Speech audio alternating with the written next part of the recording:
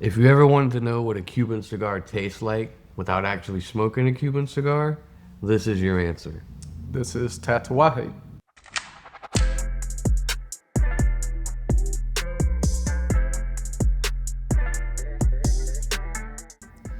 So why don't you inform the people today what we're smoking on? This is the Tatuaje brown label in the Havana Cazadore size, which is a Lonsdale, a personal favorite of most, if not all of us at Smoking Pipes. Absolutely.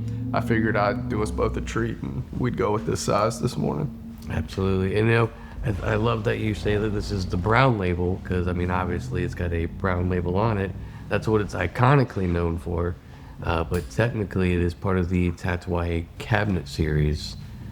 This is the line from Tatuaje that kind of started it all. The OG. Mm-hmm. Yeah, so this was the original Tatuaje release, released in 2003. This was made at the historic El Rey de los Habanos factory in Miami, which kind of was the starting point of what we know today as My Father's Cigars. Absolutely. And, Tatuaje has a very deep, rich history in the cigar industry. Pete Johnson, the creator, the owner of it, he himself has a very interesting story, and you don't realize how long he's actually been involved in the industry since like the early 90s, which is crazy to think about how long ago that was. He connected with Pepin to originally create the Tatuaje line, and it really started with, I believe it was called the Selection de Cazadore, which was a Robusto, which is actually the original size is what they don't even create anymore. But that was the first Tatuaje to actually come out to the market. Very small, select amounts that was actually made, and it's just been a glorious history for Tatuaje ever since. Yeah, Pete kind of was an OG, for lack of a better term, of boutique cigar making. When you think about the heavy hitters, or at least, ones that come to mind for me, Pete, Matt Booth, John Huber, Jonathan Drew. Sure. I think Pete was the first one to really put a focus on making great cigars in small quantities and just putting, the product before sales. Boutique, as we call it now. And boutique is such a, it's a very common word in today's terms of the industry. But to me, and probably a lot of people who are a fan of Tatuaje would admit that Tatuaje is really what created boutique. Yep. Up until Tatuaje was created, you're coming from the tail end of the cigar boom of the 90s. Cigars were very synonymous with celebrations and everyday smoking abilities and things like that. And cigars were just kind of all the same. Where Tatuaje really wanted to create something different, but Pete had a very much a love for Cuban tobacco. That's what he smoked all the time. He was in and out of working in cigar shops, very famous cigar shops out in California. And he wanted to create something that was going to give you that Cuban experience without actually being Cuban. Yeah, and I think he nails that to this day. The brown label, to me, is reminiscent of famous Cuban cigars like Monte Cristo, especially one of the more fuller-bodied Cuban offerings. Sure. If you've ever smoked kind of milder Cuban cigars, I'd even put like Cohiba in that frame where it's more floral than spice. Sure. This is definitely on the Monte Cristo, the Joya de Monterrey side of things. But it's just rich. It is woodsy. It's got a really nice baking spice, which I think is, for me, the first thing that comes to mind when I think of that fuller-bodied Cuban portfolio or Cuban profile. Sure. Like when I think of the Cuban profile, I would probably lean more towards like Dominican, Honduran. So to be able to get that profile with Nicaraguan tobacco is very much a touch of art right there. So this cigar is comprised of Nicaraguan binder and filler, much like many of Tatuaje's cigars, and wrapped in an Ecuadorian Havana wrapper. The flavor on this is incredible. And you know, when you hear about the blend, you know, there's not a lot of information about that, so to speak, but it also goes into like how unique the flavor is, compiling of tobaccos that are also relatively used in a lot of other cigars. Yeah. So the flavor on this is absolutely incredible. I'm actually very impressed with the construction. Yeah, mine's burning great. You know, when I took this out of the box, the first thing I noticed was the appearance of the wrapper. While it's not the smoothest wrapper, it's sort of veiny. It has this beautiful sheen to it that I think really speaks to the quality of the wrapper they're using on this. No, for sure, and I agree with you. The wrapper to me is actually quite beautiful. Yeah. Going along with your saying with the sheen, especially under the lighting that we're in now, the oiliness of this wrapper is it really gives a more captivating look to it.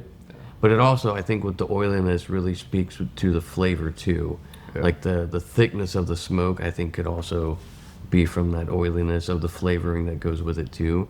And the construction on this thing is just killer. What are you thinking about this flavor-wise? It's unique. It is, the first word that comes to mind is rich. You know, it's full in flavor, full in body. There's a loaminess to it, like a earthy quality, but it's also slightly floral, good amount of spice, light sweetness. Sure.